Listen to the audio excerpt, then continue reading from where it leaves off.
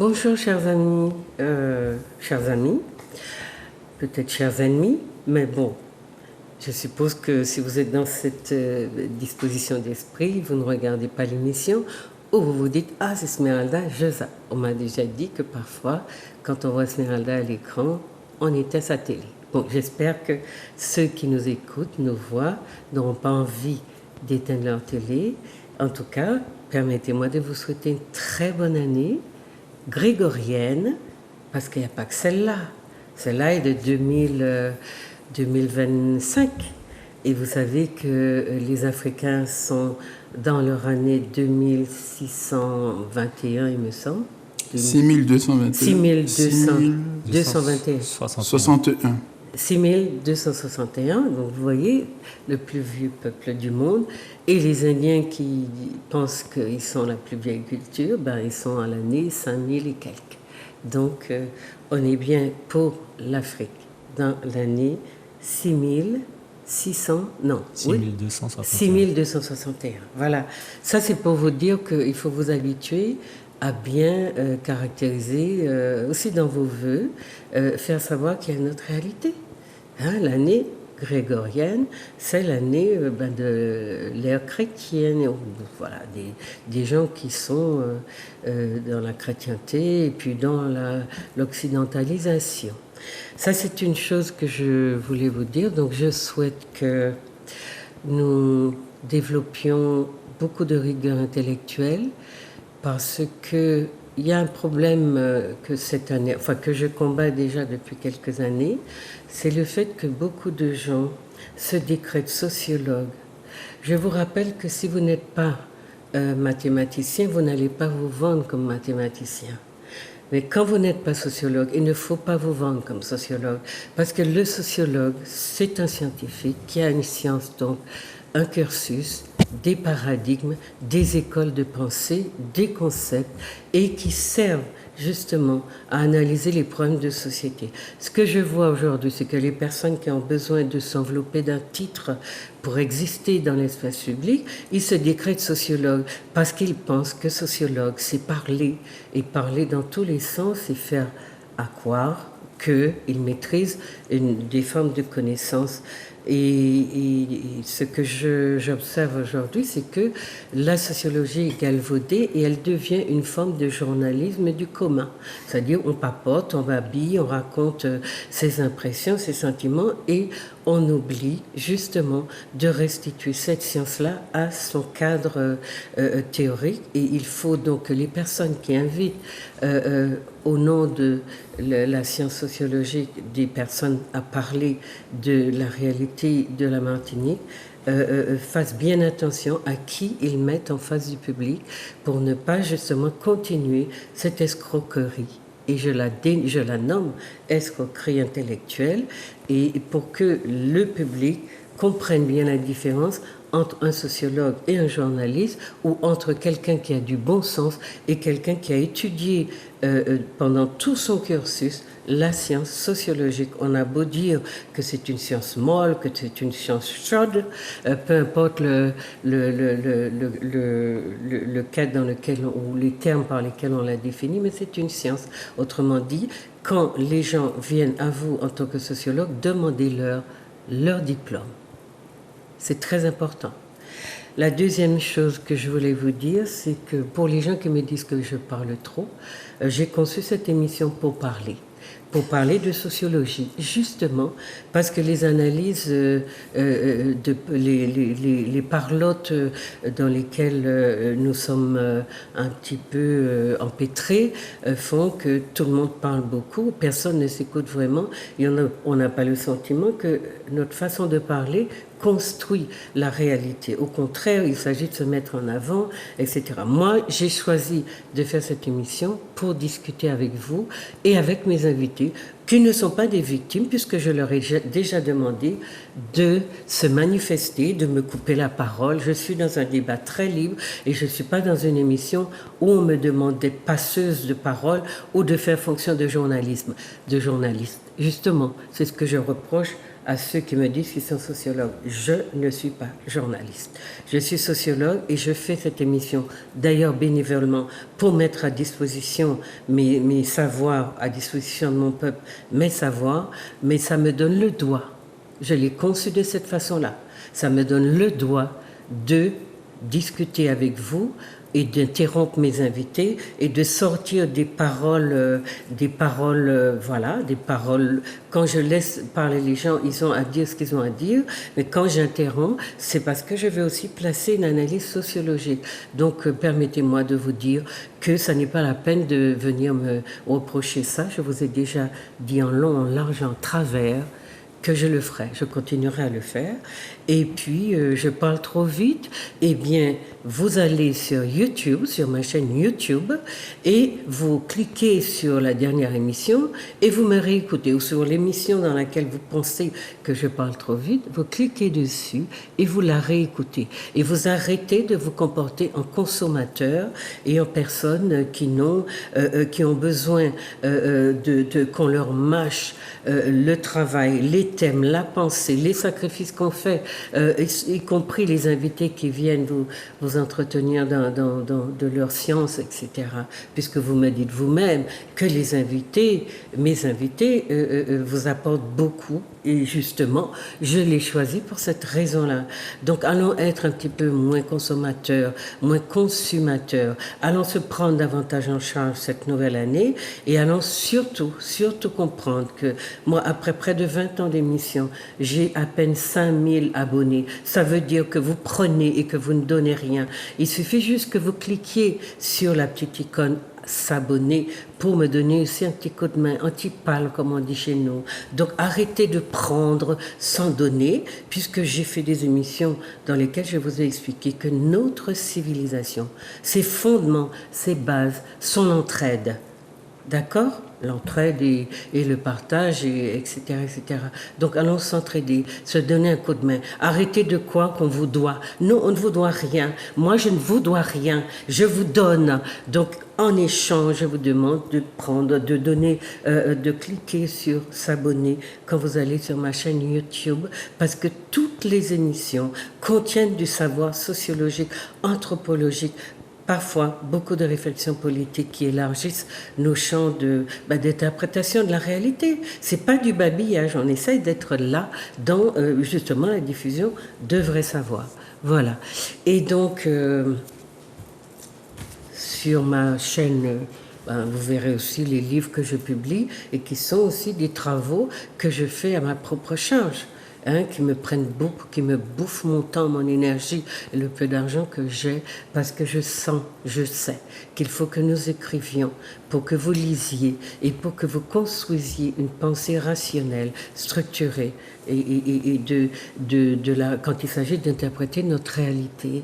Parce que vous savez bien que dans votre fameuse université et dans vos fameuses écoles qui sont la chasse gardée de la France, dont le projet c'est de nous assimiler, de nous faire fusionner avec sa philosophie, sa manière de voir la vie, alors qu'elle ne nous autorise en aucun cas à être comme elle ou à nous donner les mêmes privilèges qu'elle. Donc faites bien attention, essayez de votre côté en parallèle de construire, d'apprendre une réalité qui vous informe assez suffisamment sur qui vous êtes, d'où vous venez et pourquoi vous êtes là. Est-ce que vous êtes définitivement les esclaves d'un système qui ne vous aime pas et qui n'a aucun souci de votre, ce qu'on va appeler épanouissement intellectuel et autres.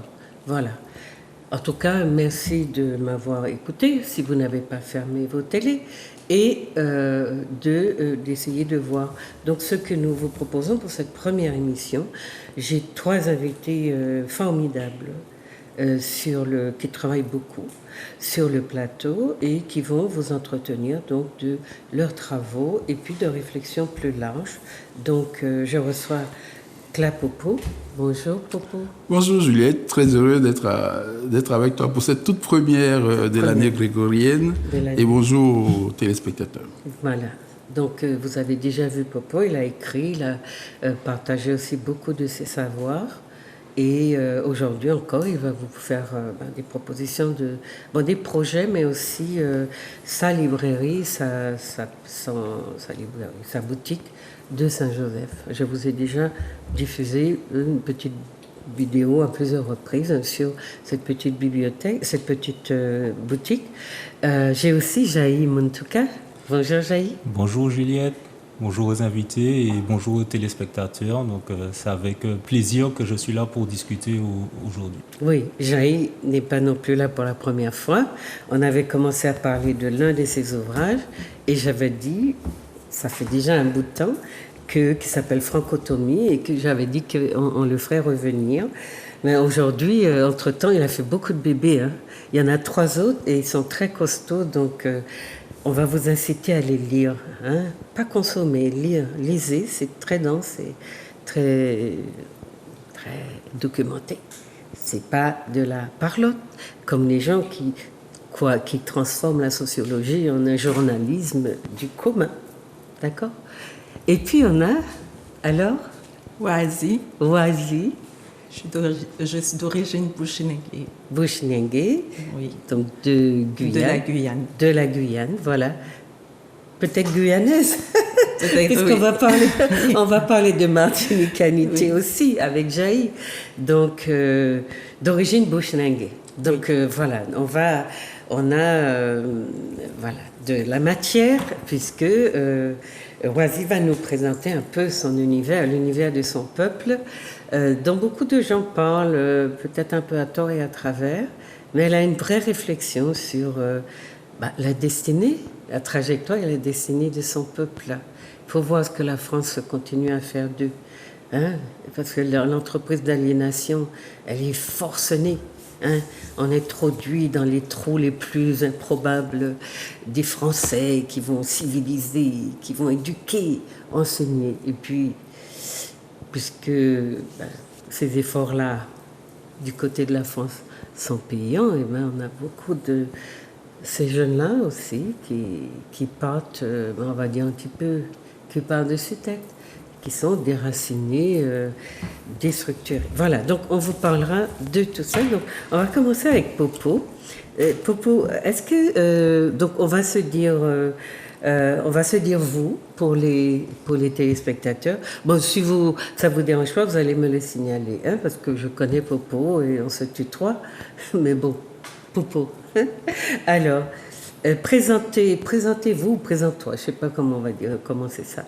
Un petit peu aux téléspectateurs par rapport à ton activité, ton travail d'écriture, et puis avec la boutique qui n'est pas si vieille que ça. Oui, alors Weri Boutique, c'est la dénomination que nous avons donnée à la boutique associative de Lakou Sankofa. Je suis président de l'association Lakou Sankofa qui existe depuis 2018. Et nous avons commencé par un premier projet qui est la boutique associative que nous avons dénommée depuis peu Weri Boutique. D'ailleurs, j'ai ramené quelques images pour montrer qu'il y a eu des travaux qui ont été faits à l'occasion de l'intermède Covid. Et donc, la boutique a été agrandie et on lui a donné un nom propre à ce projet. Elle s'appelle Weri Boutique. J'espère que Jordan voudra bien mettre la première vidéo que je lui ai indiquée pour présenter un peu comment la boutique est désormais. On peut voir, Jordan, la petite vidéo? Donc, Weri Boutique est le premier projet de Lakou Sankofa. Nous en avons beaucoup d'autres et à l'occasion, on évoquera les différents projets.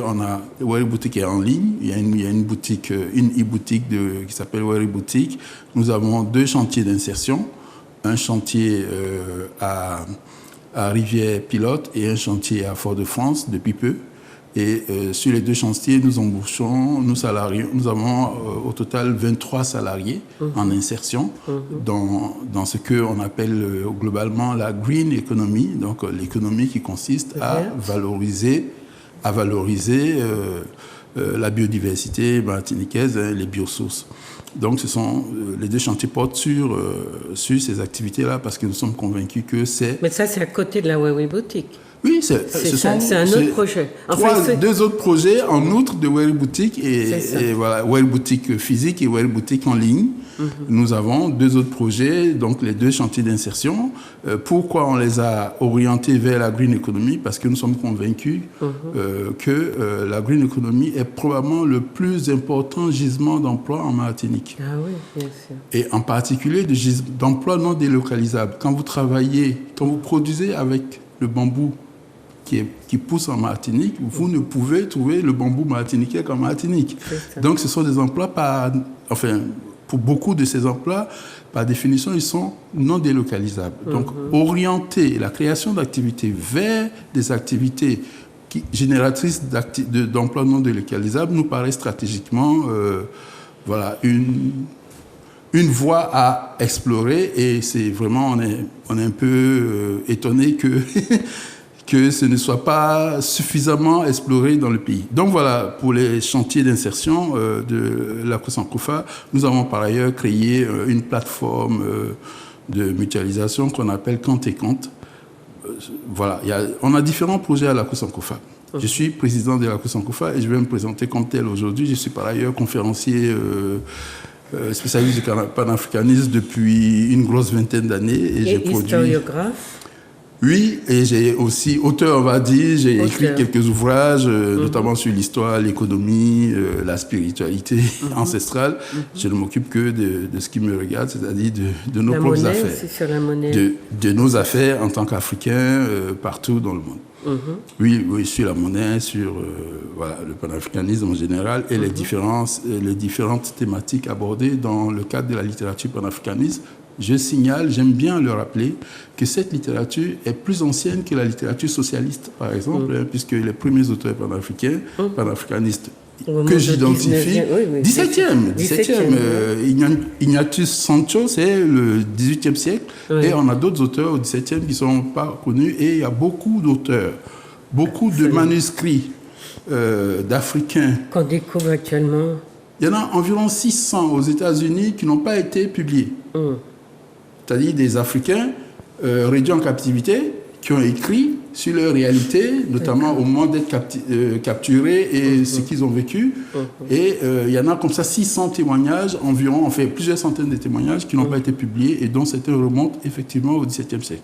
Donc c'est une littérature très très ancienne, c'est plus ancienne que par exemple le manifeste du Parti communiste ou bien le Capital de Karl Marx, etc.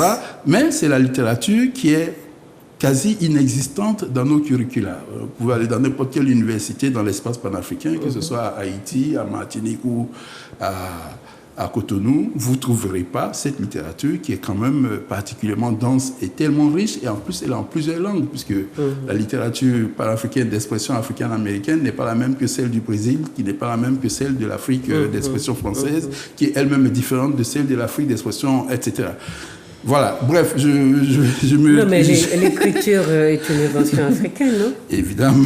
Voilà. Évidemment. Et ces titres-là, les gens pourraient les consulter quelque part? Voilà, justement, l'ACOSANCOFA, dans la boutique, à Wary Boutique, nous avons un corner de librairie qui est l'un des plus pourvus en Martinique en exemplaires de livres sur justement relatifs à la littérature panafricaniste. On a évidemment les références comme Juliette Smeralda, pour ne pas la citer, chez Anta Diop, Théophile Obenga, Nyusiri Kalala Omotunde, Dumbi Fakoli, etc., Amamazama, Marimba Ani, Oruno Lara, bon, je pourrais en citer jusqu'à demain. Oui, il y en a, c'est une littérature richissime. Et puis riche et dense, tellement extraordinaire. Et qui vraiment nous apporte les outils dont nous avons besoin pour vraiment régler sérieusement les problèmes auxquels nous sommes confrontés. Oui, mais c'est là qu'on mesure tout l'effort que l'Europe a fait pour cacher la puissance intellectuelle de l'Afrique. Et quand on a, même sans avoir de parti pris spécial, on est stupéfait de voir la richesse. Et puis on se dit, mince, on n'aura pas d'un siècle le temps de lire tout ça, de parcourir tout ça, tellement c'est extraordinaire. Faites l'effort d'aller dans votre culture. On va voir avec Jaïd tout à l'heure, parce que Jaïd nous verse dans sa civilisation. Il n'a pas oublié ses racines. Mais franchement, nous perdons tellement à nous accrocher à une civilisation, enfin, une culture toute jeune, parce qu'il n'y a pas de civilisation occidentale. Il y a une culture, ils ont adapté d'ailleurs beaucoup des éléments de la civilisation africaine à leur réalité, qui n'est basée que sur un souci économique. Et vous voyez, aujourd'hui encore, eh bien, c'est à cause de ça, des richesses même de l'Afrique et du continent et de ses enfants, que les Africains n'arrêtent pas d'être victimes des exactions de ceux qui ne sont finalement pour eux que des prédateurs. Hein. Je sais que nous aurons assez d'âmes charitables chez nous pour protéger leurs prédateurs, parce qu'on parle de syndrome de Stockholm, mais même le syndrome de Stockholm, je voulais expliquer, c'est pas tellement l'attachement au bourreau, c'est d'abord la peur du bourreau qui fait qu'on l'aime pour ne pas être soi-même agressé et blessé et tué par lui. Donc faites bien attention, même dans les fameux concepts qu'on vous invite, qu'on vous invente pour vous dire que vous êtes finalement un imbécile puisque vous êtes atteint de cette maladie que les Européens appellent le syndrome de Stockholm, qui vient de naître d'ailleurs, parce que il est la résultante d'un fait divers, il me semble, autrichien. Oui, autrichien, ça doit être ça. Bon, voilà. Alors, donc on peut quand même venir à Wewe Boutique et s'informer de ces titres. Mais il y a aussi une activité à Wewe Boutique qui est une activité intellectuelle, d'invitation de personnalités, de partage. Oui, alors on a commencé, quand ça s'appelait la Kusankofa, oui. C'était surtout un espace d'organisation d'événements littéraires, de conférences, de séminaires. Et on a plus de 80 mètres carrés, donc on avait largement de l'espace pour faire ces choses. Et on a invité différents conférenciers de différents pays, de différentes origines. Sauf qu'avec les affaires Covid, qu'on ne pouvait plus rassembler les personnes, on a réorienté, on a reconfiguré différemment le site pour en faire plutôt une grande boutique, enfin une boutique on va dire, où on promeut les produits fabriqués par nous-mêmes pour nous-mêmes. D'ailleurs, c'est Wery Boutique avec comme slogan « Bah nous-mêmes ». C'est bah nous-mêmes, on ne trouve que des produits made in Martinique, made in Africa et exclusivement cela. Donc c'est ça Wery Boutique désormais. Mais effectivement, nous avons une expérience dans l'animation intellectuelle, etc. D'ailleurs, j'interviens aujourd'hui pour parler du Back to Africa et qui relève aussi de ces préoccupations intellectuelles que nous avons promues lors des différentes conférences que nous avions données depuis Bois-Rouge, à l'époque de Orga Pays à Bois-Rouge, jusqu'à Saint-Joseph lorsque nous avons eu ce local.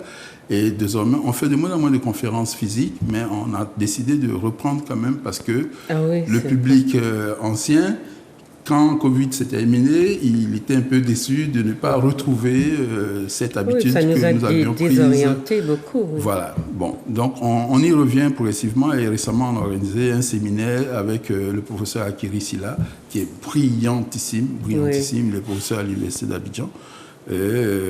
Sur un thème sur un thème qu'on ne connaissait pas du tout, et j'ai regretté, j'étais pas en Martinique, de ne pas venir découvrir ce que ça cachait. Alors il a comme toi il a une chaîne YouTube sur laquelle ils prennent la peine de mettre environ une fois par mois une vidéo des conférences qu'il donne à Abidjan. Et la chaîne s'appelle Como Sapiens. C'est un clin d'œil. Como, c'est une confrérie. Como, c'est une confrérie des Mandés. Et lui, il est d'origine mandée. C'est une confrérie ancestrale de spiritualité, de très haute spiritualité. Et donc, Homo sapiens, c'est un peu le bois sacré, quoi. La sapiens qui vient du savoir, de la science, de la sagesse. Qui vient du Komo, du sanctuaire du Komo. Voilà, et là, il a des superbes émissions, on pourra aller les voir. Mais nous, on avait voulu, au-delà de l'échange vidéo, l'avoir physiquement en Martinique pour nous pendant une bonne semaine, et c'était vraiment un régal pour les quelques personnes qui ont pu se déplacer. Et tu veux rappeler son nom et sa chaîne YouTube? C'est Homo sapiens. Le professeur Akiri Silla a inventé une méthode d'étude des signes sacrés qu'il appelle la stylectique. C'est ça. Parce qu'il est professeur c'est un domaine de la linguistique, de littérature, etc. Et les signes sacrés de façon générale, aussi bien ce que en égyptologie on appelle les hiéroglyphes que les adinkra, parce qu'il est originaire, enfin pour partie de Akan. Je crois que c'est sa mère qui est Akan. Et son père est Sénoufo et Mandé. Donc il a, chez les Mandés, il y a les Tiou, ce sont les signes sacrés. Il y a, en Égypte ancienne, il y a ce que les jeunes appellent les Médounétaires, on appelle les Modoun Dala. Et puis il y a les Adinkra. Donc il travaille avec tous ces signes sacrés, toute cette tradition de signes sacrés, comme tu disais tout à l'heure, comme vous disiez tout à l'heure que le continent mère est le berceau de l'écriture. On a écrit des dizaines de milliers d'années avant quiconque sur la planète. Absolument, le berceau de l'écriture. Je n'ai pas dit des milliers, j'ai dit des dizaines de milliers d'années avant quiconque sur la Terre. Donc quand on dit tradition orale, non, c'est que les sciences sacrées s'expriment par la voix, par le verbe. Mais il y a des documents sacrés, les textes des sarcophages, les textes des pyramides, qui sont les plus anciens connus de l'humanité. Les hiéroglyphes, quand vous entendez parler d'hiéroglyphes, c'est une écriture très ancienne. Il fait partie, Akiri Silla, d'une poignée de chercheurs militants qui ont ouvert cette voie ces dernières années et qui sont particulièrement intéressants à regarder. Il y a évidemment le plus connu parmi eux, c'est Dibombari Mbok. Mais nous avons tout près de nous ici Jolo Divial, qui est juste extraordinaire. Et puis il y a des personnes que j'ai connues quand j'étais en France, Pierre Nilon, il y a Djene Tiao, il y a quelques auteurs comme ça, quelques chercheurs africains qui travaillent sur les signes sacrés et qui ont produit une littérature, des travaux qui sont d'une densité, mais évidemment, il y a Jean-Claude Mbouli dont tu m'as envoyé le dernier ouvrage, qui est aussi un immense mapipi en la matière, bien sûr. Non, c'est-à-dire, on ne vous dit pas, on ne peut pas tout vous montrer ici, mais vous perdez tellement à ne pas vous intéresser à cette littérature et à tout ça, et à cet univers et ces sciences particulières qui, vous voyez, les Occidentaux nous disent que nous fonctionnons à partir de 10% de notre cerveau. Eh bien, rien que vous immergez dans cet univers afro-africain ou continental, eh bien, je vous assure que les 10% seront largement dépassés, parce que c'est vrai que les connaissances qu'on acquiert dans cet univers-là sont assez limitées, sont très matérialistes et très orientées vers comment on va faire de l'argent avec, gagner, profit, etc. Et vous êtes dans tout un pan de la vie de l'être humain qui vous échappe parce que, d'ailleurs, c'est pas par hasard que nous sommes devenus les pauvres consommateurs que nous sommes, puisque c'est ce que l'utilitarisme est la science occidentale par excellence. Enfin, l'orientation de sa pensée, utilitarisme. Alors, je veux signaler, pour pouvoir nous parler de son projet Back to Africa, vous voulez intervenir pour dire quelque chose sur ce que vous pourrez déjà présenter? Je dirais juste par rapport à l'aspect durant le Covid où ça a contribué à réorganiser en fait les façons de fonctionner. J'ai eu beaucoup de mal également à me réinsérer dans des circuits de conférences où maintenant c'était plus en présentiel, mais c'était systématiquement en visioconférence et c'était très compliqué. C'est très compliqué. J'ai encore du mal à revoir des personnes que j'avais l'habitude de côtoyer 3, 4, 5 fois par an.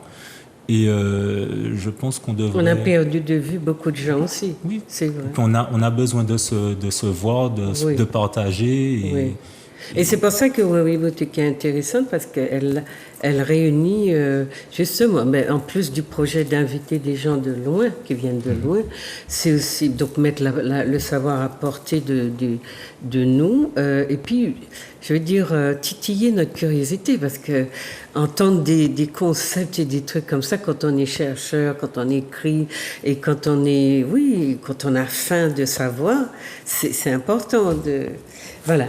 Boisy, tu veux dire quelque chose? Pas maintenant. Alors moi, je voulais vous signaler les livres de Popo. Quelques-uns, hein, parce que Popo, tu en as combien déjà? Il y en a plusieurs. Ouais, en tout cas, une grosse 2012, j'en ai pas attendu. Voilà, il y a le panafricanisme, c'est un petit livre, si vous voulez savoir, en 10 questions.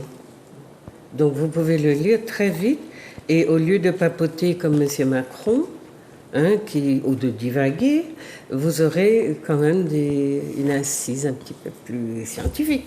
Donc voilà, un petit livre qu'on trouve aussi dans Wari Boutique. Le premier que j'ai découvert, et Popo a une émission sur ma chaîne, vous pouvez la voir, lorsqu'il nous a parlé du Yovoda. Et le Yovoda, Popo? C'est littéralement le crime de l'homme blanc. Donc, ce que l'historiographie européenne appelle histoire de traite négrière, en fait, les Africains l'entendent comme un Yovoda, le crime de l'homme blanc. Et donc c'est l'un des premiers ouvrages à afficher le concept de Yovoda pour ne pas l'ensevelir, parce que nous n'avons pas éprouvé cette histoire comme une traite, comme un commerce, mais au contraire comme un crime, et ce qui est logique. Quand on est rasié, on ne peut pas entendre qu'on est en plein commerce. Claire Popo, donc Yovoda et panafricanisme, donc tout à l'heure on va en parler, résister pour survivre, s'unir pour renaître, donc pour avoir une vue, au lieu de vous entendre divaguer aussi sur Neg Van Neg, vous avez donc une littérature... Ici, Popo fait fonction de historiographe, il ne se décline pas historien comme les nôtres qui se déclarent philosophes parce qu'ils ont fait un cursus de philosophie, ou sociologue parce qu'ils n'ont pas de titre à s'attribuer. Voilà un historiographe qui nous dit, eh bien justement, qui nous parle de la traite négrière et de la façon dont elle a justement criminalisé tout un peuple, tout un continent, et aujourd'hui encore, elle se lave les mains de cette responsabilité, puisqu'on a des Français, des présidents qui viennent pleurnicher sur les merci qu'on ne leur dit pas, parce qu'ils ont fait tellement de bien au continent et ils refusent d'entendre toute forme de réclamation, revendication concernant les réparations. Mais à un moment ou à un autre, il faudrait qu'ils se plient à cette exigence parce qu'ils ont besoin de l'Afrique. L'Afrique saura désormais s'imposer et exiger qu'on la répare, parce qu'on l'a tuée par millions et on n'a pas fini. Donc voilà, c'est vos origines, même si vous me dites que vous avez une goutte de sang de celui-là, de celle-là, ce qui fait que vous êtes ici, et c'est votre condition de racisé, de peuple dominé et de gens qu'on prive totalement de l'histoire, de leur continent, de leurs origines et même de leur petite famille d'ici, parce que vous allez me dire combien d'entre vous connaissent l'histoire de leur pays. Et dans le livre que j'écris, bon, c'est pour les adolescents soi-disant, mais je demande aux adultes de le lire, qui s'appelle Les vacances d'Isis, eh bien, Isis va vous poser cette question-là. Comment se fait-il que je sois si bon élève si je ne sais rien de mon pays, de mon histoire, ni même si je suis incapable de parler correctement de mon environnement proche. Donc voilà, les vraies bonnes questions pour le début de l'année. On va arrêter de délirer, de divaguer, de se prendre pour de ce que d'eux. Les dominants ont créé la dominance pour eux et nous, dedans, sommes des dominés. il ne faut pas se tromper de perspective ni de place. Et si on est assez déséquilibré pour cela jouer, eh bien tant pis pour nous, mais essayons de sauver les générations qui viennent, parce qu'on a besoin de gens debout dans leurs pantalons, dans leurs culottes ou dans leurs jupes pour continuer le combat qui est celui de reprendre notre destinée en main, puisque nous ne sommes pas maîtres de notre destinée. Donc voilà quelques-uns des livres que... il a écrit aussi Moko Yere Yere, c'est un être... alors je ne sais pas comment c'est des... Muntu est un être de vibration. Voilà, Muntu est un être... Dans cet ouvrage, j'expose ce que j'ai compris de mes lectures sur la spiritualité ancestrale. Voilà. Qu'est-ce que c'est que la spiritualité chez nous? La spiritualité, c'est un commerce avec l'invisible. Aujourd'hui, les enfants peuvent encore mieux le comprendre que nous, puisqu'ils se connectent à un cloud, donc un espace notionnel, où ils obtiennent des objets qui deviennent physiques, qui deviennent des ouvrages, qui deviennent des PDF, des images, etc. Eh bien, la spiritualité ancestrale, c'est ça, c'est cultiver la capacité en soi à se connecter à l'invisible pour générer l'énergie dont on a besoin, pour surmonter les obstacles de la vie. Ce n'est pas son objectif principal, mais ça peut être l'un de ses objectifs, c'est se reconnecter à son ancestralité. C'est ça la spiritualité. Et c'est ce que j'ai compris de mes lectures et c'est ce que j'ai exposé brièvement pour ceux qui ne pourraient pas lire les dizaines d'ouvrages qu'il faut pour... Non, mais c'est ça qu'il faut aussi, c'est que ce que nous avons compris, que nous le partagions, puisque personne ne le fera à notre place. Donc, il ne faut pas avoir peur d'écrire, de demander conseil et de vouloir partager. Donc, la spiritualité n'est pas de la religiosité. Ça n'est pas cette espèce de machin sec où on vous donne des indications, un mode d'emploi. Un mode d'emploi relationnel. La spiritualité vous habite et vous êtes véritablement dans une civilisation de l'entraide quand vous pratiquez la spiritualité.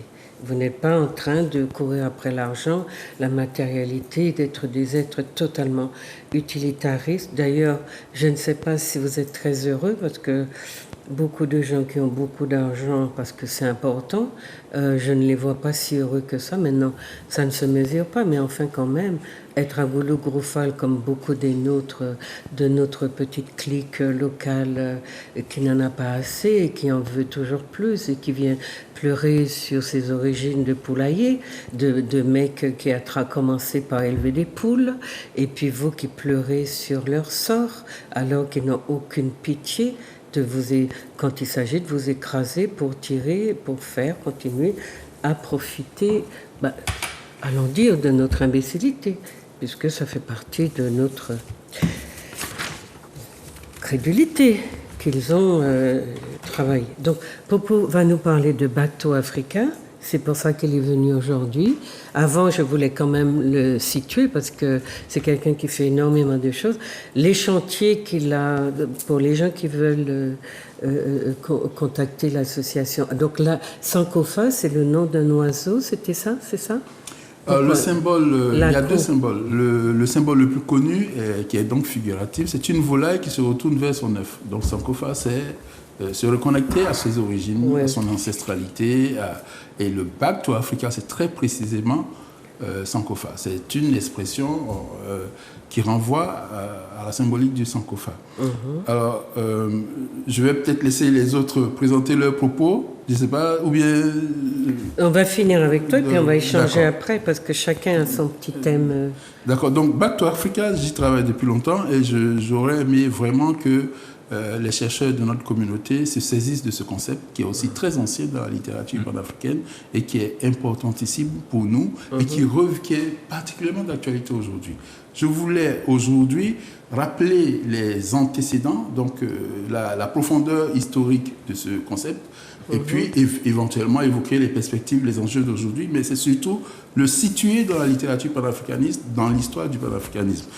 Mais je vais commencer par citer deux auteurs, deux chanteurs émérite de notre communauté, c'est Peter Tosh qui disait « Don't mind where you're from, as long as you're black, you're an African ». Et son compagnon, qui est Bob Marley, qui disait « Emancipate yourself from mental slavery. None but ourselves can free our minds. Have no fear for atomic energy. » Bon, etc. Donc, de toutes parts, par différentes façons, les Africains, partout où on les trouve, ont exprimé ce Back to Africa. Cette relation, mais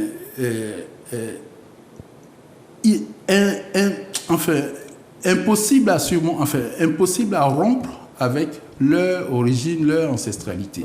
Ça a commencé très tôt, évidemment, sur les bateaux négriers qui nous déportaient.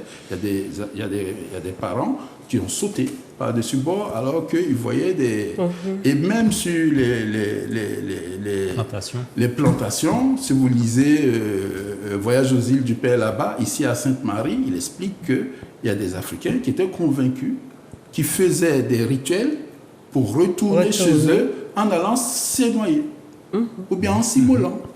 Et qu'on prenait des dispositions pour leur empêcher ce Back to Africa. Et le suicide. Donc vous voyez que le Back to Africa est consubstantiel à l'agression. Et surtout, pourquoi il est si fort? Parce qu'avant cette agression, il y a 300 000 ans de civilisation. Et les 300 000 ans de civilisation coulent dans nos veines. Voici pourquoi, où que nous soyons, nous sommes comme toujours attirés par revenir à nous-mêmes, à nous reconnecter à nous-mêmes. Et ça veut dire que l'oubli des origines auquel on assiste actuellement est bien un processus de destruction de cet attachement à l'Afrique. Voilà, ça nous plonge dans une situation de somnambulisme, mais ça ne rompt pas totalement. Parce que les Africains y reviennent toujours. Quand on regarde l'histoire, il y a des gens qui ont été déportés partout et il y en a qui se sont débrouillés pour retourner physiquement, y compris spirituellement, pour le cas que je donnais, etc. Donc le Back to Africa est très important dans notre histoire. Mais il n'est pas suffisamment traité. Quand l'environnement le jugule, ben c'est... Voilà. Mais on revient régulièrement à des épisodes où cette résurgence, ce besoin de reconnexion s'exprime de manière très très forte. Et tout le temps, depuis toujours et partout, cela s'exprime. Alors il y a deux façons de le comprendre. Il y a le retour physique, le retour géographique vers nous-mêmes, vers le continent mère. Mais il y a aussi le retour à son africanité, où que l'on soit. Donc en Martinique, il y a des endroits en Martinique où vous allez trouver partout en Martinique, depuis que j'y vis depuis 2016, je vois dans les comportements, dans les pratiques, beaucoup d'africanité. Sauf qu'il y a un piège épistémique qui est dressé, c'est que tout ce qui est africain en Martinique et de façon générale en Martinique et Guadeloupe est enseveli sous le thème du créole. La cuisine qui est tellement africaine, Juliette, tu en sais quelque chose, est créole. La façon, tu l'as dit dans l'entraide, tu l'as démontré dans l'entraide, la façon d'assaisonner, etc., qui est si profondément africain. Le trempage, mais tu m'as envoyé un truc du Ghana aussi.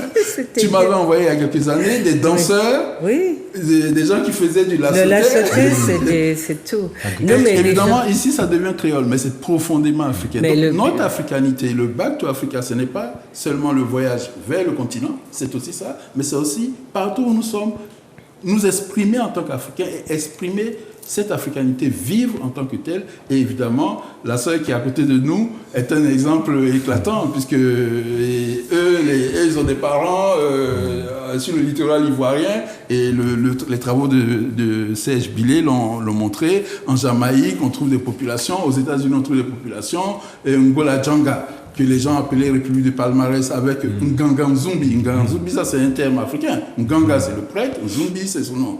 Donc déjà, son africanité dans son nom et dans l'organisation du territoire par ce qu'ils appellent la République de Palmarès, qui est Ngola Djanga. Ngola Djanga, c'est la petite Angola, soit dit au passage. Tout ça. Donc l'africanité est partout. Le Back to Africa est consubstantiel au panafricanisme et ce n'est pas suffisamment considéré. Donc moi, je voulais revenir sur l'histoire et choisir trois auteurs, Ignatius Sancho, Kobena Kwao. Alors Kobena Kwao, son nom a été écorché par les Blancs parce qu'ils ne savent pas dire. Dans la littérature, on trouve Kobna Kugwano. Son nom africain, c'est Kobena Kwao. Évidemment, si vous demandez à n'importe quel Akan, Kobena, c'est quoi? C'est le nom de l'enfant de sexe garçon, de sexe masculin, qui est né un certain jour de la semaine. Ailleurs, il s'appellera le même enfant Conan, d'autres ailleurs, sur le littoral, il s'appellera Komlan, et ici, il s'appelle Kobena. Et donc, si je dis Kobena Kwao, j'ai rencontré dans la littérature un Africain qui a écrit en 1700 et quelques, qui s'appelle Kobena Kwao, tout le monde saura d'où il vient. Mais si je dis Kobna Kugwano, même sur Mars, je ne trouverai pas. Etc. Il y a Oloda et Kiano, c'est pareil aussi, qui sont des auteurs parmi les premiers que je retrouve dans le Back to Africa, on va dire au point de vue littéraire. Évidemment, nous sommes ici, au pays d'Aimé Césaire, de la négritude. C'est aussi, ça participe de ce Back to Africa, de cette reconnexion à soi en tant qu'Africain. Et puis, l'aspect du Back to Africa qui retient particulièrement l'attention des nôtres, c'est l'aspect doing business with Africa, investing in Africa. Et ça, c'est pas si récent non plus. Hein. Moi, je trouve Paul Kofi, il est né au Massachusetts. Il a gagné beaucoup d'argent et avec les bénéfices de ses activités, il réinvestissait dans l'éducation des enfants africains parce qu'à l'époque où il vit, donc entre 1759 et 1817, l'éducation est interdite aux Africains américains. Et donc, lui, il va investir dans l'accès à l'éducation. Il va même voyager jusqu'en Afrique pour demander à racheter des terres afin d'organiser le retour vers l'Afrique de ses compatriotes en Amérique. Après, donc, on a aussi Marcus Garvey qui fait la même chose. Mais ça, c'est quasiment un siècle avant Garvey. Oui, c'est ça. Non, mais il y a une continuité. Voilà, c'est ça. Donc. Je voulais citer donc ces trois personnes, parce que, évidemment, le Back to Africa de panafricanisme économique, c'est surtout Garvey que l'on retient. Mais je dis qu'avant Garvey, 100 ans avant Garvey, il y a Paul Kofi. Et entre les deux, il y a Martin Delany Robinson, dont j'aime particulièrement l'histoire. Il a dit, Martin Delany Robinson, il a créé une revue de mystery. Ça, c'était le nom de la revue. Et le sous-titre de la revue, c'est « And Moses was learned in all the wisdom of the Egyptians ». Moïse a été éduqué à toute la sagesse par des Égyptiens. Et ça me fait comprendre que l'intitulé de sa revue, qui est « The Mystery », vient de l'intitulé d'un papyrus qu'on dit papyrus Hamès. En fait, le Hamès en question s'appelle Amoussou en africain. Et c'est méthode correcte pour connaître les secrets et les mystères. Tu vois que lui, il a lu pour pouvoir extraire des mysteries et donner le sous-titre. Moïse a été, parce que dans la méthode correcte, tu comprends très bien que tout ce que raconte Moïse vient de ce document qui est une copie d'un ouvrage qui date de... Et que la religion catholique, voilà. dont cette religion s'est appropriée. C'est ça. Et Martin Robinson, il a rencontré Frederick Douglass, qui est aussi une personnalité, et Douglass dit ceci de Martin Robinson, il dit, moi Douglass, Frederick Douglass, qui est l'un de ces auteurs témoins qui ont raconté leur histoire en tant que captifs africains dans l'univers concentrationnaire. Il dit, Douglas dit, je remercie le Seigneur de m'avoir fait homme, mais Martin Delany le remercie de l'avoir fait homme noir.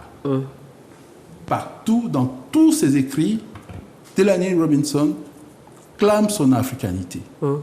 Et il a recherché jusqu'en Égypte ancienne. Il a même inventé, j'ai pas lu ses travaux, il aurait même inventé une méthode pour déchiffrer les mentis ou les médonités, comme on dit, longtemps avant Champollion. Oui, on découvre de toute façon. C'est ahurissant. Et puis on arrive, le troisième personnage que je voulais citer dans le Back to Africa, c'est Marcus Mosiah Garvey. Mosiah Garvey qui a créé the Universal Negro Improvement and Conservation Association and African Communities League. Je préfère lire en anglais parce que l'UNIA, l'acronyme l'UNIA réduit ce qu'il dit. Vrai. La dimension africaine. Universal Negro Improvement and Conservation Association and African Communities League. C'est ce qu'on a réduit par l'UNIA. Et qu'est-ce qu'il dit? Quel est l'objectif de l'UNIA? C'est Alors, il a une association créée en 1914 en Jamaïque et qui va exploser à Harlem à partir de 1916, 16-17. Il va créer une maison d'édition, une compagnie maritime, la Black Star Line, etc. etc. Et qu'est-ce qu'il dit? Et des emplois, oui, exactement. Marcus Garvey, on estime que toute son activité au titre du Back to Africa a généré 600 000 emplois directs et indirects. Il n'y a pas un seul entrepreneur aujourd'hui dans la population panafricaine qui ait approché ce score. Donc le panafricanisme économique, évidemment, est emblématisé par Marcus Garvey. Je voulais rappeler qu'avant lui, il y a au moins 2 personnes qui ont ouvert les voies.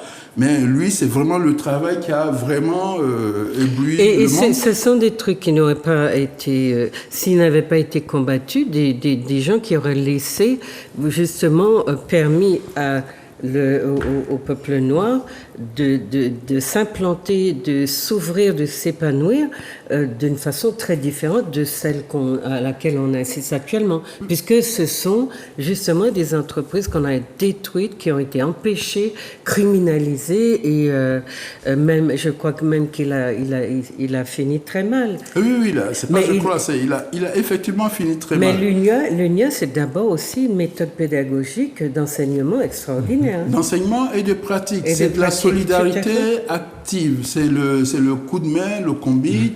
À Haïti, c'est le Lasotais, et on peut s'en servir. Ce qui est important de rappeler justement, mais on peut s'en servir aujourd'hui pour l'éducation. Ils ont pris les outils dans notre ancestralité, dans notre culture, dans notre civilisation.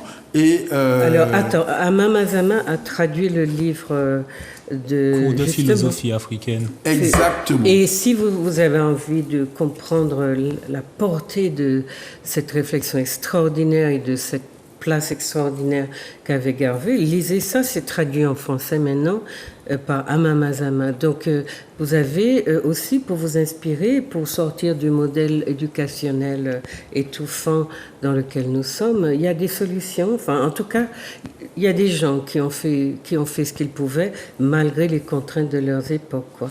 Je voudrais citer un extrait quand même de... Et après, on va écouter Jaï. De l'objectif de UNIA. L'établissement d'une confrérie universelle dans la race, le développement de l'esprit de fierté et d'amour, le relèvement de ceux qui sont tombés, donc c'est ça le coup de main, RVN, les convois, etc., le service et l'assistance aux besogneux. Donc, personne parmi nous ne doit être laissé au bord de la route. Nous devons toujours tendre la main. C'est la civilisation de l'entraide. C'est ça. Absolument. Et le Back to Africa, c'est très important de le rapprocher à ça. Et il y a 3 projets fondamentaux de Marcus Garvey, de l'organisation de Marcus Garvey. C'est Negro World, c'est Black Star Line, c'est Negro Factories Corporation. À chaque fois, il rappelle quel est le public visé par ces actions. Et c'est vraiment très important que nous nous inspirions de ça et que nous comprenions que ce qui se passe aujourd'hui, je préfère ne pas y revenir, j'aurai peut-être l'occasion d'y revenir, les possibilités, les immenses opportunités de l'Afrique qui sera la prochaine puissance économique mondiale, tout ça, ça vient de cet état d'esprit de très très loin et doit être infusé par cela. Et c'est ce que je voulais indiquer aujourd'hui, rappeler toute l'antériorité du concept du Back to Africa. Oui, et puis vous comprenez aujourd'hui ce que représente la France-Afrique comme contre-projet, puisque ces personnes ont toujours visé le développement économique de leur peuple, alors que la France-Afrique a été justement conçue par les Occidentaux pour freiner, pour empêcher, puisque l'Afrique est interdite de se développer, de s'industrialiser, justement parce que les Européens ont conçu qu'eux avaient besoin de leur richesse pour se développer, et donc pour cela, il fallait que les Africains soient privés de tout pour que les Européens vivent comme des seigneurs. Et c'est un projet tellement incroyable qu'on se dit comment ça a pu se concevoir et comment beaucoup de chefs d'État africains ont collaboré et collaborent encore, parce que c'est pas fini, à ce projet destructeur de leur propre peuple. Mais voilà, les contraintes, la violence du système occidental fait que peut-être par la peur, peut-être aussi par un désir de servir le maître indéfiniment, eh bien on est dans ça. Donc quand vous regardez ces projets Back to Africa, de ce que s'est développé économiquement, et la France-Afrique, vous comprenez aussi comment le panafricanisme, qui est d'abord une philosophie, un humanisme, a comme projet de réinvestir les enfants du continent, ses ressortissants, de près ou de loin, pour justement revenir à sa civilisation et surtout à ce partage que sa civilisation de l'entraide en soubassement a toujours développé en elle. Personne, comme l'a dit Popo, ne doit être laissé sur le bord de la route. Voilà donc ce qui peut vous interroger, comment nous vivons dans des civilisations tellement différentes, comment nous avons pris le goût du matérialisme, de l'utilitarisme et surtout le rejet de nous-mêmes, puisque ce que nous revendiquons, c'est la goutte de sang blanc. Aujourd'hui, j'ai vu que la goutte de sang Kalinago est très importante, mais Jolo Divial vient de faire une enquête pour montrer que le sang Kalinago dans nos populations est de 0,00 quelque chose, c'est-à-dire que c'est très insignifiant. Et la question, c'est pourquoi nous, tout d'un coup, au lieu d'aller vers le panafricanisme ou une sorte de compréhension de nous qui va nous réenraciner, eh bien, on court là où il n'y a plus aucune perspective, parce que on soulage les dominants, les exterminateurs de leurs crimes en leur disant « mais c'est pas vrai que vous avez tout exterminé ». Puisque, regardez, je suis Kalinago. Bon, moi, je veux bien inviter un Kalinago sur le plateau pour qu'il me dise par quoi il est passé et en quoi il influe la culture. Donc, n'oubliez pas, ce que Popo vous a dit, c'est que le terme créole qui est envahissant et contaminant est en fait un terme que les dominants ont utilisé pour spolier toute la culture africaine qui construit votre univers, mais que vous êtes interdit d'évoquer parce que être africain ou dire qu'on vient, que ce qu'on pratique est africain, c'est se diminuer. Donc faites bien attention aux lectures qu'on vous a appris à développer et regardez où vous vous trouvez exactement. Alors, on va écouter maintenant Jaï et Oazi. Est-ce que, Oazi, vous voulez dire d'abord un petit peu... alors, vous êtes d'origine bushinengue? Oui, d'origine bushinengue. Je suis née en Guyane. Les bushinengue, ce sont des Africains qui ont été soumis en esclavage et qui ont fui les plantations du côté du Suriname. Voilà. Donc, je suis descendante de ces gens-là. Ils ont fui vers le Suriname? Ils étaient... au Suriname? Voilà. Et ils sont venus vers la Guyane? Non. Comme c'est en Amérique du Sud et puis qu'il y a la forêt amazonienne, ils ont fui vers la forêt. C'est ça. Voilà. C'est ça. Du coup, ils ont créé un peuple avec différents esclaves. Il y en a qu'ils ont réussi à libérer aussi. Et ils ont créé un peuple dans la forêt.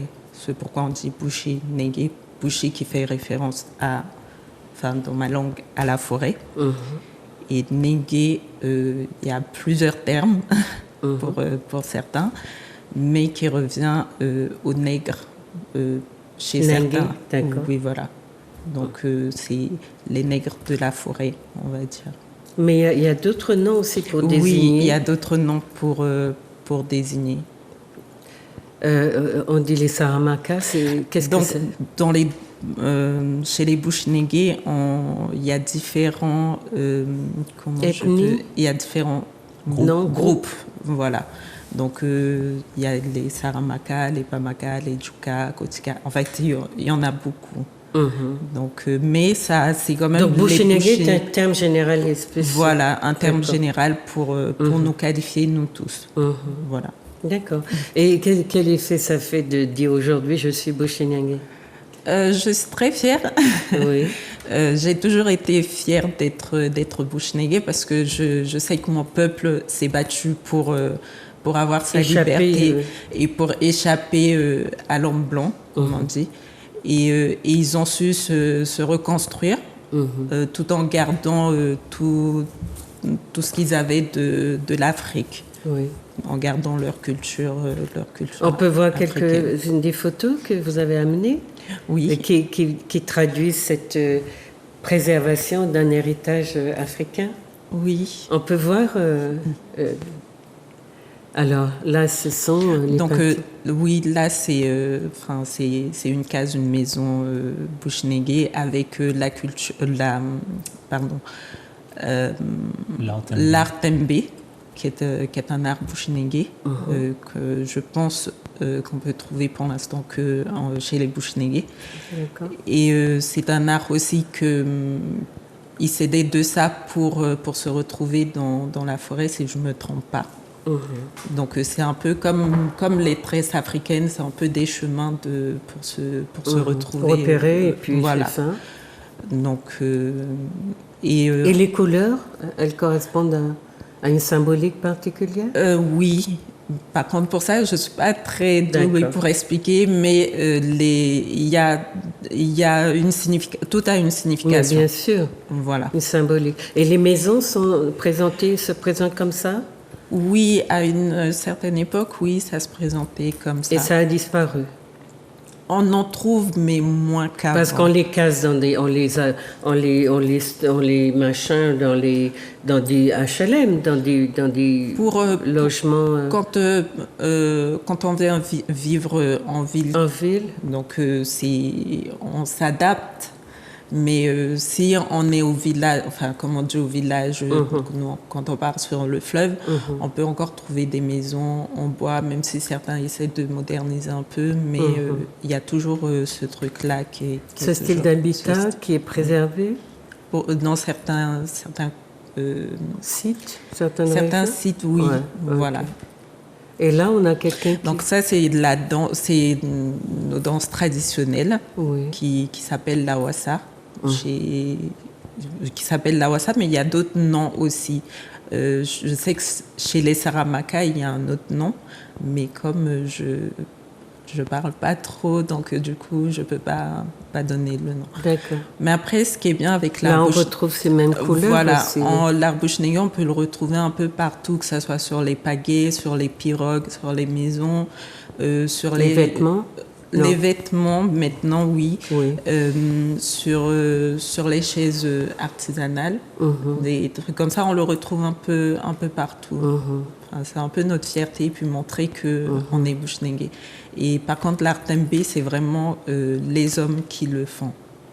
C'est pas les femmes, c'est les hommes, et ça se transmet. Et c'est quoi? C'est dans quelle matière? Ça se matérialise dans quel support? Les tambours, quoi? Le bois. Le bois. Plus le bois. Donc la façon de décorer les maisons, c'est ce qu'on appelle l'art tembé, par exemple? Comment je peux expliquer ça? Parce qu'on trouve en Afrique du Sud ce type de présentation, de coloration des maisons, de décor. Oui, si je peux intervenir. Oui, vas-y. Parce que je vais me présenter peut-être tout à l'heure un peu plus précisément. Oui, mais je vis en Guyane et en fait l'art tembé était gravé jusque dans les années 50-60 et en fait la couleur est arrivée avec la civilisation, les blancs, etc. Donc les techniques ont évolué et ils ont ajouté ces couleurs-là. Mais à la base, c'était des gravures avec les différents motifs qu'on peut retrouver sur les tableaux, sur le bois, sur les tambours, sur les pirogues. Et c'est comme en Afrique où on fait coucou à Lasconi qui nous montrait que en fait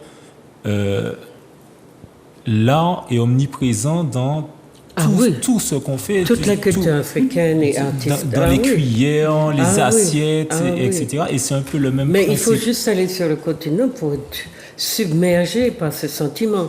Tout est art. Et vraiment, c'est extraordinaire. Mais est-ce qu'on a une idée? On sait exactement l'origine des Bouchnégé, puisqu'il y a plusieurs groupes. Il y en a qui disent qu'on vient plus du côté Côte d'Ivoire, Ghana. D'accord.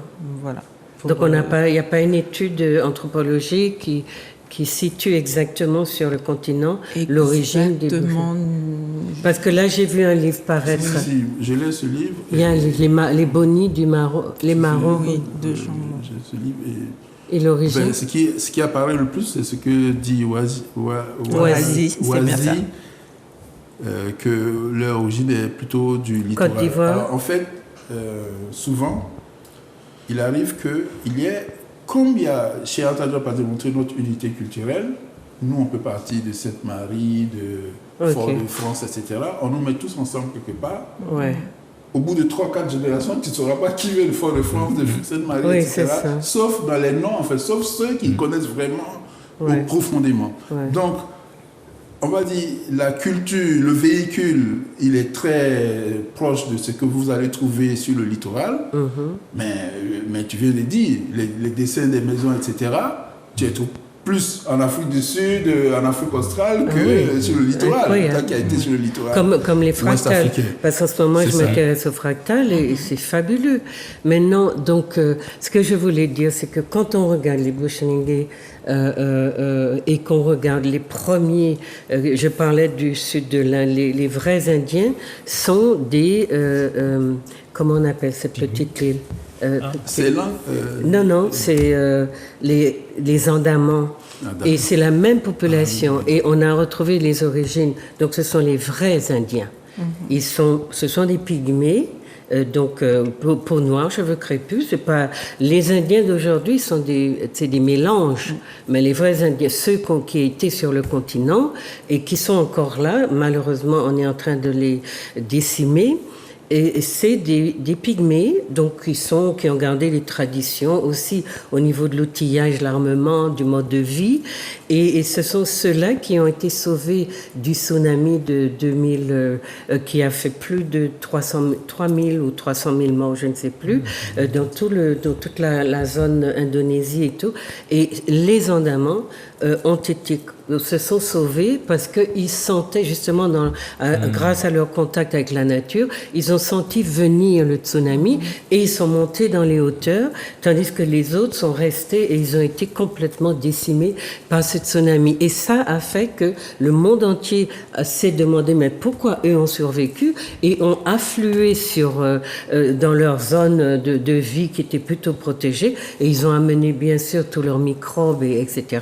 Et les Andamans sont en train de disparaître. Mais on a le même phénotype, le même physique quand on étudie, donc quand on regarde les populations aussi de Guyane qui ont survécu peut-être un peu physiquement, mais culturellement, on est en train il y a une entreprise de la France qui est assez féroce pour les domestiquer, domestiquer.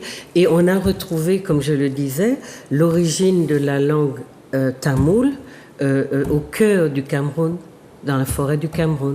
Donc, il y a vraiment des connexions, des liens, et au bout d'un moment, c'est vrai, tout est heureux. Si on reconstruit ce que les Européens ont déconstruit, on va retrouver ce que Cheikh Anta Diop appelle l'unité culturelle de l'Afrique. Et quand les gens disent « Ah non, toi tu viens de Côte d'Ivoire, Popo vient de Côte d'Ivoire, toi tu viens du Sénégal ou d'ailleurs », eh bien, les gens ont appris à se lire à travers ces divisions, ces origines qui ont été créées d'ailleurs. Ces noms de pays sont venus du traité de Berlin qui a découpé l'Afrique à la règle et qui a dit toi tu t'appelles comme ça, toi tu prends ça, l'allemand prend ça, le français prend ça, là, cette partie. Et on a donc aujourd'hui les divisions, surtout qu'on fait jouer les guerres tribales pour se maintenir en tant qu'occidental en Afrique, eh bien, on a ce qu'on a. Donc, c'est important de connaître cette histoire riche. Et donc, dans ce qui survit en Guyane, on a cette volonté. Mais je pense qu'il y a aussi ce désir de se moderniser. Oui. Donc, comment ça se vit là-bas? Ça, un peu comme partout, bon, de nos jours, il y a des réseaux sociaux, donc on voit la vie autrement à travers les réseaux sociaux. Donc on a un peu envie de faire comme ailleurs.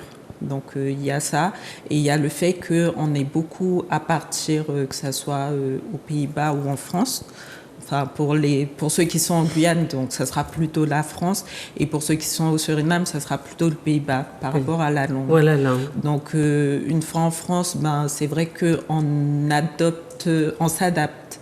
Donc on adopte une façon de vivre. Bon, on n'est pas vraiment dans notre élément, mais on essaie de s'en sortir quand même. Donc on fera des trucs un peu plus modernes, on va dire.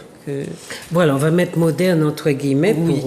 Mais par rapport à ce que Popo présentait dans ce concept de Back to Africa, comment vous sentez, par exemple, je sais que les jeunes, il y a oui. beaucoup ce souci, ils quittent leur communauté d'origine, leur mode de vie villageois centré sur les traditions, ils ne les aiment plus, ils trouvent que, voilà, et ils s'enfuient vers la ville, hein, l'attrait de la grande ville, de l'urbanisation, l'impact de l'urbanisation sur leur vision est très fort. Et donc, je sais que les aînés souffrent beaucoup de ce détachement de leur jeunesse. Mais on a à l'œuvre une France assimilationniste aussi, d'ailleurs les Amérindiens de Guyane souffrent des mêmes maux. Maintenant, je ne vois pas trop d'union entre les deux peuples. Parce que c'est entre les Amérindiens et les Utaïnos, je ne sais plus leur nom, et les Bushnengue, je ne vois pas trop d'union, mais ce sont des peuples qui auraient à sauver, leur traditionnalité. Il y a des perspectives dans ce sens-là? De ce côté-là, je ne sais pas du tout. C'est ça. Je sais pas. Parce que on sait qu'il y a maintenant beaucoup d'union entre blancs et Bushnengue. Oui. Mais on n'entend pas parler d'union entre Bushnengue et Amérindiens. Mais justement, je trouve que les Bushnengue, les Amérindiens, on s'entend mieux. J'ai grandi avec des autochtones. Oui. Et je trouve que on s'entend mieux entre nous du fait que ils ont leur langue, mais on parle un peu la même langue aussi. Ouais. Donc on se comprend. D'accord. Voilà, donc oui, il y a des mélanges entre nous. Des rapprochements, en tout cas. Oui, voilà. Mais c'est juste que c'est pas connu, on n'en parle pas, à la télé ou ailleurs, on n'en parle pas forcément. Ouais. Mais dans notre communauté, voilà, Oui, parce que la France ne va pas montrer que les peuples, puisqu'elle est dans l'entretien de guerre tribale, d'opposition créée de toutes pièces. Donc il y a des possibilités. Et au niveau de ce qui survit des langues, parce que vous avez parlé de plusieurs groupes qui sont probablement aussi dans des pratiques linguistiques un petit peu où tout le monde parle la même langue, se comprend. Entre Bushnengue, on se comprend. Juste, il y a une différence avec les Saramaka, pardon.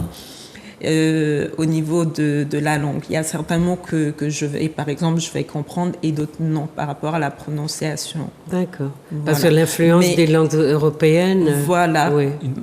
Ils n'ont pas vécu dans le même espace. C'est ça. Oui. Donc, non, je suppose que il y a une différence à ce niveau-là. Ouais. Mais en termes de la culture, des traditions, ça se ressemble beaucoup en fait. Il n'y a pas énormément de changements. Non, mais les peuples traditionnels ont beaucoup de passerelles. Hein. Mais il faut que dans l'environnement, notamment sur le plan politique, on ait envie de ces rapprochements. En nous, même ici, la goutte de sang béquet, la goutte de sang Kalinago, la mer de sang africain, tout ça n'arrive pas à faire bon ménage parce que idéologiquement, on travaille les divisions, parce que c'est comme ça que l'impérialisme s'impose et s'incruste et crée dans nos petites têtes, hein, nos petits cerveaux qui fonctionnent à 10%, qui ont besoin de se nourrir de beaucoup plus de largesse et surtout d'arrêter d'avoir le nez dans le guidon, la tête dans le guidon. Et voilà, regardez un peu ce qu'on fait de vous. C'est important de dire « je veux comprendre, je veux décider ». Voilà, et Popo, enfin, vous réagissez sur... sinon, on va maintenant laisser la parole à Jaï. Moi, je voulais juste rajouter quelque chose au niveau des rapprochements entre les autochtones et les Bushinengue. Il y avait une exposition l'année dernière à Cayenne, où il montrait qu'en fait, il y a des autochtones qui ont accueilli les Aluku. Donc les Aluku, c'est les anciens Boni. On a mis Aluku parce que Boni, c'était trop subversif, c'était trop guerrier. Donc la France a accepté les Boni, mais ils ont changé le nom. Et en fait, je crois qu'ils se sont appelés les Aluku Yana. Et en fait, il y a eu pas mal de mélanges pendant, je crois, une vingtaine d'années entre ces deux groupes-là. D'accord. Donc il y a des ça a donné un peu des Garifuna, un phénotype Garifuna. Je ne les ai le pas mélange taïno et africain de bateaux qui avaient échoué. C'était dans quelle île déjà? À Honduras. Et ça a donné un type, et aujourd'hui ce sont des Noirs, mais on continue à considérer que ce sont des Garifunas. Alors, donc Jaï, présentez-vous. Alors, Jaï Muntouka, je me présente. C'est un nom d'emprunt. C'est mon nom africain. D'ailleurs, ça fait aujourd'hui 8 ans que j'ai repris mon nom. Donc, parce que Popo a mentionné l'histoire du nom. Exactement. Voilà. Et donc, je me définis en tant qu'Africain de la Martinique depuis plusieurs années. Je suis ingénieur, je vis en Guyane et ça fait quelques années maintenant que j'essaye de produire pour informer, pour essayer d'intéresser les gens à eux, tout simplement. Donc, j'ai commencé par un film documentaire, si Jordan veut bien passer les images. Donc, j'ai commencé par un film documentaire en 2018 qui s'intitule Nègre Martinique en paix en bas domination coloniale, donc qui a beaucoup intéressé le public. Et qu'on trouve en DVD. Qu'on trouve en DVD. Et donc, ça a beaucoup intéressé le public, mais c'est vrai que j'ai l'impression qu'on était dans une sorte de consommation passive, on regarde, etc. Et j'ai poursuivi 2 ans après avec Francotomie, qui est mon premier ouvrage, parce que j'avais l'impression que le DVD, le film était un peu léger, tout n'était pas dit, et en fait, on ne peut pas tout dire dans une vidéo. Alors, Francotomie, si on peut passer à la deuxième image, Francotomie, une amputation vitale en logique de guerre. Un livre très, très puissant, oui. Alors, en apprenant sur mon histoire africaine globalisée, je suis parti du postulat que, en fait, ce sont les mêmes schémas qui se répètent. Et pour faire une analogie, je dis que l'esclavagisme et le colonialisme ont la même racine avec la pédophilie et les viols. Oh, Jaï, il déconne, qu'est-ce qu'il raconte? Je vais vous expliquer.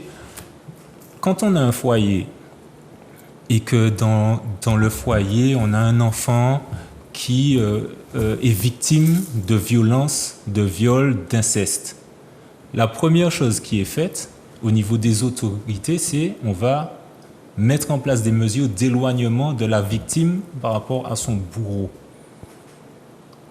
Si on ne le fait pas, il y aura une aggravation des conséquences psychologiques de la victime parce qu'il est dans le même espace que son bourreau, avec qui il sera obligé d'aller prendre le petit déjeuner tous les matins. C'est une violence inouïe. Et donc, quand on compare ça à notre histoire, on dit, mais en fait, ça fait 400, 500, 600 ans qu'on vit avec notre bourreau au quotidien. Est-ce qu'on se pose la question des conséquences que cela a sur nous? Sachant qu'on parle dans le cas de la victime d'inceste et de viol, on parle de survivants parce qu'ils échappent en fait, il y a 50% par la suite qui iront vers le suicide, qui iront vers des conduites addictives dangereuses, des problèmes psychologiques, etc. Est-ce qu'on se pose la question pour nous qui avons subi ça pendant des générations? partant de ce constat-là, je me suis dit, mais en fait, il n'y a qu'une solution, c'est une rupture mentale, psychologique et physique avec des gens qui continuent à faire ce qu'ils faisaient déjà à l'époque, mais d'une autre façon. Et donc, francophonie symbolise cette nécessité d'une rupture qui n'est pas quelque chose, de approximatif. Ça doit être vraiment quelque chose de clair, d'assumé et qui a des conséquences pour nous, de nous basculer, de nous faire basculer dans un monde qui serait à nous, construit par nous. Totalement. On a besoin de se retrouver, de se réapproprier, C'est ça. de se reconnecter à nous-mêmes sans avoir l'influence de personnes qui vont venir nous dicter comment on doit s'identifier et nous exploiter, etc. Oui. Mais, l'un des ouvrages d'Elani propose précisément ce que tu dis. Oh, voilà. C'est-à-dire que l'idée qu'on ne peut pas indéfiniment être en contact aussi de proximité, en promiscuité avec son agresseur. Et c'est pour cela qu'il a proposé, justement, le Back to Africa. Il a proposé dans ce cadre aux États-Unis qu'il y ait des régions, etc., des États où les Africains puissent faire leurs affaires entre eux. Et je ne sais pas si tu dois le savoir, qu'il y a une ville qu'on a appelée la Wall Street africaine qui a été incendiée par les Blancs parce qu'ils ont vu que la prospérité, là, j'ai vu ton livre vite fait, je ne l'ai pas jamais lu, ni acquis, mais je vais courir, m'en procurer, on en parlera tout à l'heure. Je lui ai dit qu'il faut que dans Wary Boutique, il vienne présenter son travail. Je suis désolé d'avoir coupé parce que j'ai pris beaucoup trop de temps, mais je tenais à le dire parce que c'est ahurissant ce que tu dis là. Oui, mais en dehors de ce livre... Très pertinent. En dehors de ce livre, parce que le temps court, en dehors de ce livre-là, Jaï a écrit 3 autres ouvrages qui sont très denses, très documentés, et c'est pas de la sociologie de gare, hein? C'est vraiment un travail minutieux de documentation et on va dire, il confronte sa vision à ce que les autres ont écrit, ce qui permet de...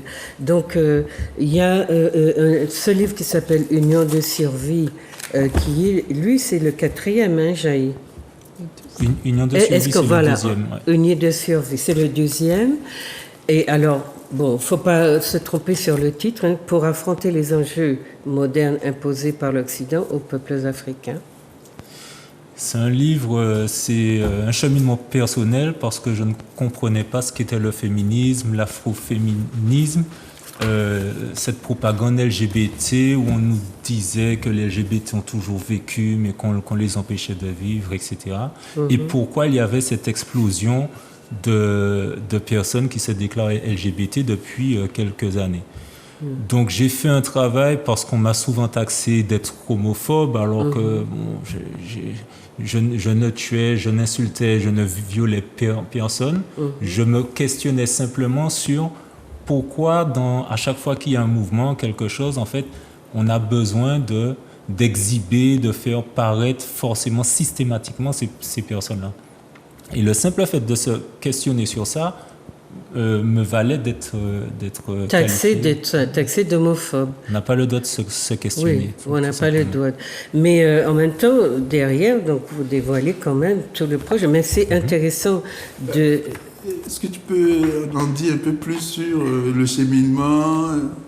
Son cheminement. En fait, oui, qu'est-ce qu'il a compris de cette investigation sur ce sujet? Ah oui, mais c'est très, très important de lire son livre. Alors, réponds.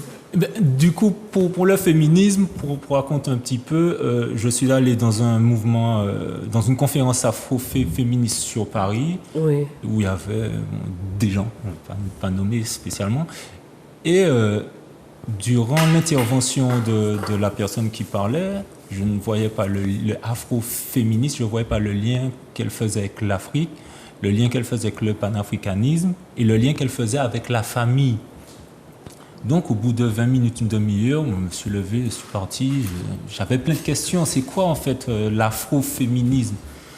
Et à partir de là, j'essaie de me documenter de façon classique sur les Le réseaux mouvement sociaux, féministe, oui, tout ça. les vidéos et tout ça, mais ça ne me suffisait pas. Donc j'ai dû acheter des livres pour m'imprégner de cette idéologie, de comprendre d'où ça vient. Et quand on comprend d'où ça vient...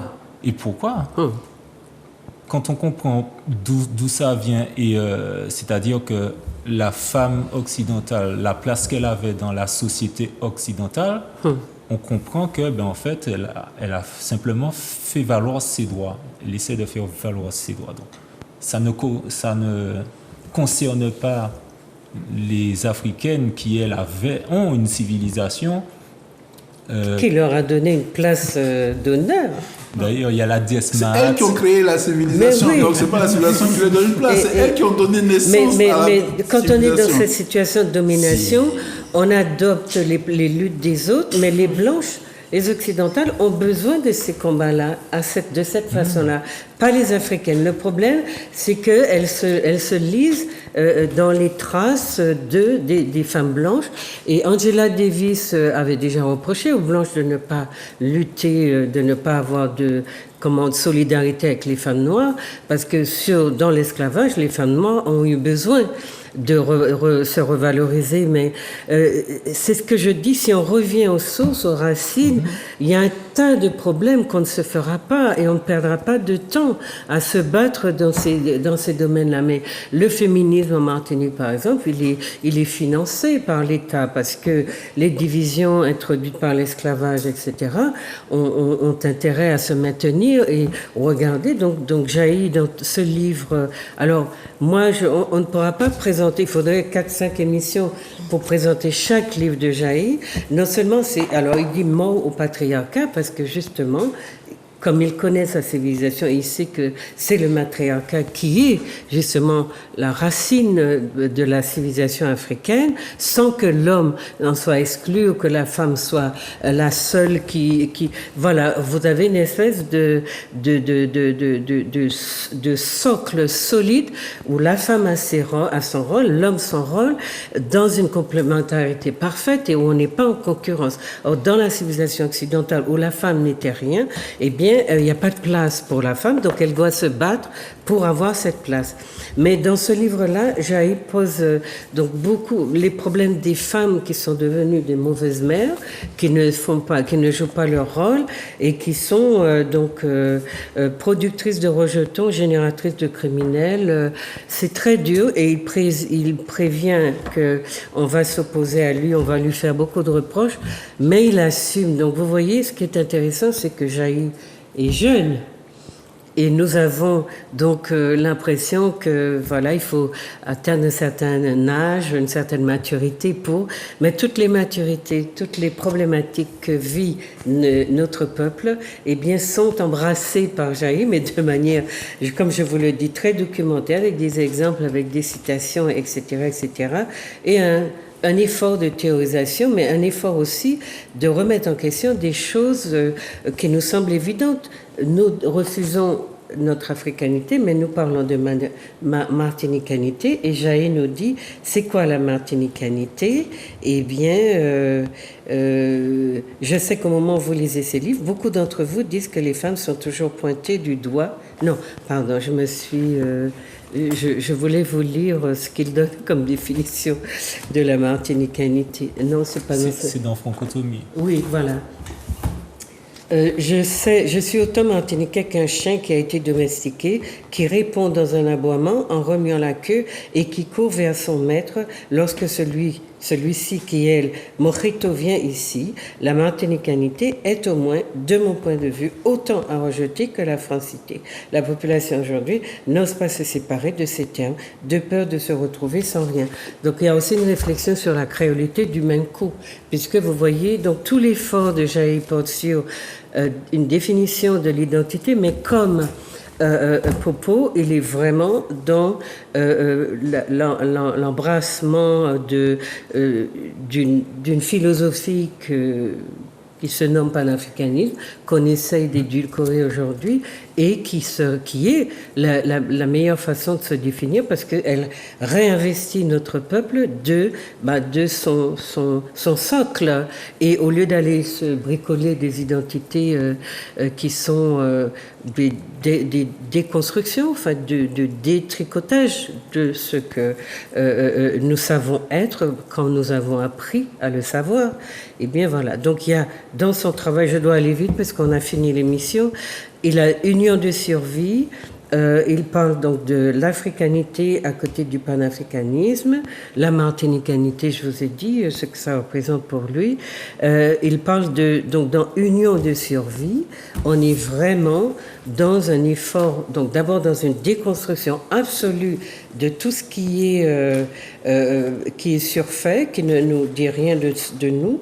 Et puis, il y a un effort à la fin, union de résistance, donc pour expliquer qu'est-ce que nous sommes, qu'est-ce qu'un homme, qu'est-ce qu'une femme, un père parle de l'amour, les recommandations de l'état-major, le rôle socio-biologique de la femme.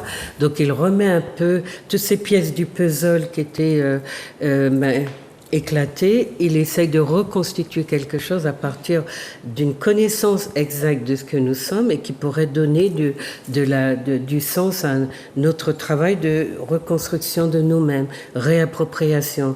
Donc il n'y a pas de souci d'hésitation. Jaï sait qui il est, d'où il vient, et il a écrit donc ça c'est vraiment son expérience de Guyane qui est très intéressante.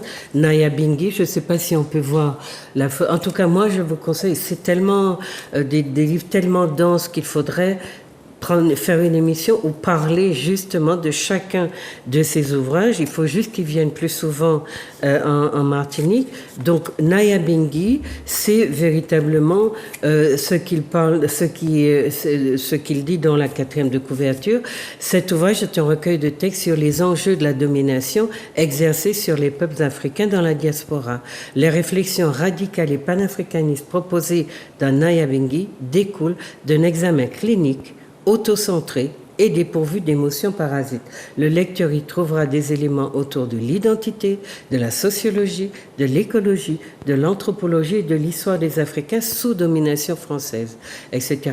Donc, ce sont des textes qui, vous voyez, il y a un fil rouge, un fil conducteur dans les écrits de Jaï et vous allez retrouver les mêmes thèmes approfondis ou abordés dans des réalités qui sont, par exemple, là, c'est la France en Guyane. Totalement. La France en Guyane, comment elle se déploie, comment les Français sont organisés dans un territoire colonisé pour... Et où vous dites qu'ils sont plus chez eux que les Guyanais. Totalement.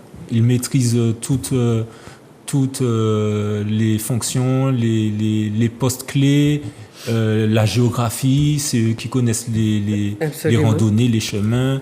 Et ils font même des livres, par exemple, sur les Bushinengue. C'est ça. C'est même eux qui écrivent. Ils sont les anthropologues d'avant. Ils écrivent des livres de traduction français Bushitongo. C'est ça.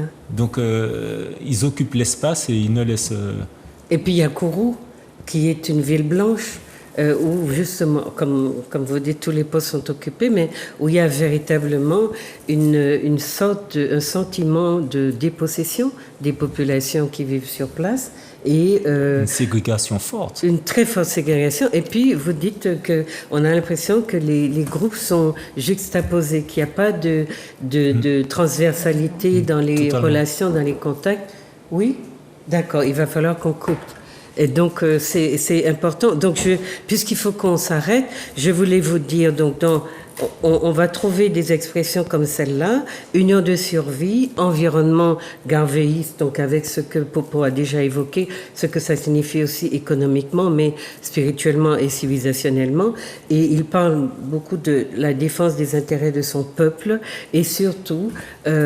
il met en lumière, mais de façon magistrale, un monde taillé pour désagréger le nègre. Donc, quand vous avez cette expression en tête, que vous comprenez ce que ça signifie, que vous êtes dans un monde qui vous détruit, eh bien, l'intérêt pour vous, c'est d'essayer d'abord de comprendre comment il vous détruit, parce que vous êtes tellement aveuglé que vous ne le voyez pas. Et puis, il faut signaler Akofena, qui s'adresse en principe aux enfants, mais il s'agit d'un modèle de relation basé sur des valeurs africaines fondamentales permettant de résister à l'aliénation culturelle et au mode de vie imposé par les Occidentaux. Ça se lit très facilement, c'est juste que son écriture est dense et qu'il faut, pour moi, je travaille sur d'autres choses en ce moment, donc j'ai pas eu le temps, et je vous le dis sincèrement, de tout peaufiner, mais il vient bientôt présenter donc ses ouvrages à une soirée littéraire. Mais faites l'effort de découvrir Jae Montoka, donc on a 4 ouvrages plus un DVD, Negmatnik, et c'est c'est un jeune, vous n'avez pas à vous sentir décomplexé parce qu'il est plus jeune que vous, mais il a dû être une réincarnation d'un ancêtre qui avait les yeux grands ouverts et qui nous alerte. C'est ce qui fait... Non, très sincèrement, je pense que Jae est une réincarnation. Il faut absolument lire, visiter, l'inviter et partager ses livres et ses idées. C'est important. Voilà. Je vous remercie d'avoir été là. Merci. Quand on a des invités aussi riches, aussi denses, mais bon, on vous distille des petites choses. Après, ouvrez-vous, interrogez-vous, allez fouiller et puis essayez vraiment de partager ce que vous pouvez pour intéresser d'autres gens à nos problématiques. Elles sont tellement plus riches que ce que vous vivez dans vos télés là. Voilà. Merci. Encore une fois, bonne année grégorienne. Attendez la vôtre qui va arriver en juillet, je crois. Et puis, on continue à travailler et à se... Merci à Zouk TV qui m'a permis de déborder un petit peu, mais pas forcément. Pas forcément. Oui, je sais que quand on décale comme ça le temps, ça déstructure un peu. Donc voilà, merci encore à Zouk, merci à vous mes invités, et puis au plaisir de recevoir à nouveau. En tout cas, il faut que j'aille vienne sur un seul livre, parce qu'il faut prendre le temps d'aller chapitre par chapitre dans son travail. À bientôt. Ah, super.